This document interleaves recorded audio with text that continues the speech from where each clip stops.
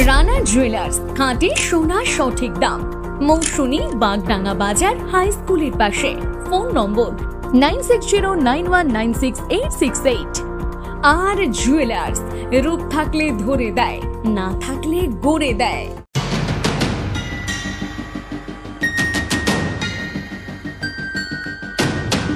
মৎস্যজীবীদের বিক্ষোভে উত্তাল রায়দিঘি ফরেস্ট অফিসের সামনে শতাধিক মৎস্যজীবী জড়ো হয়ে বিক্ষোভ দেখান।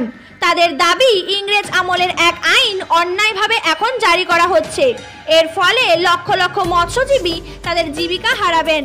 ফলে মৎস্যজীবীরা তাদের জীবিকা হারানোর ভয়ে অর্ডার কপি পুড়িয়েছেন।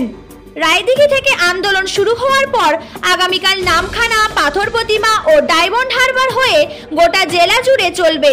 মূলত এই আইনের ফলে মৎস্যজীবীরা চুলকাটি 1 থেকে 8 পয়েন্ট ও ডুলি ভাসানি 1 থেকে 8 পয়েন্ট বন্ধ।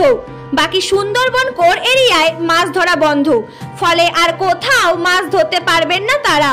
এছাড়াও একাধিক নিয়ম জারি করা হয়েছে, যার ফলে এই আন্দোলন চলছে। আমাদের সারা সুন্দরবনের মধ্যে কয়েক হাজার লক্ষাধিক মৎস্যজীবী ওই সুন্দরবনের জল এবং নদীতে জঙ্গলে মাছ ধরে জীবিকা নির্বাহ করে। আজকে যে আইনটা রেঞ্জার সাহেব ফলো করতে চলেছেন, এই আইনে যা কিছু করেছেন, আজ থেকে আমাদের মৎস্যজীবীরা নদীতে যেতে পারবেন না। ওই নদীতে, ওই সুন্দরবনের মধ্যে যারা যে সমস্ত যানবাহনগুলো যায়, সে ইঞ্জিন সহ যানবাহনগুলো সমস্ত নিষিদ্ধ করেছেন।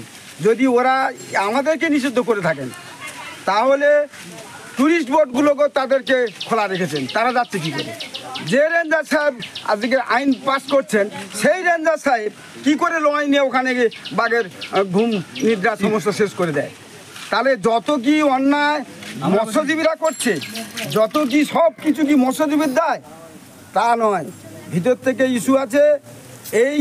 এই সুন্দরবন থেকে যদি মৎস্যজীবীদের তাড়াতে পারি, তাহলে এখানে বিদেশিদের লগ্নি করার সুবিধা হবে।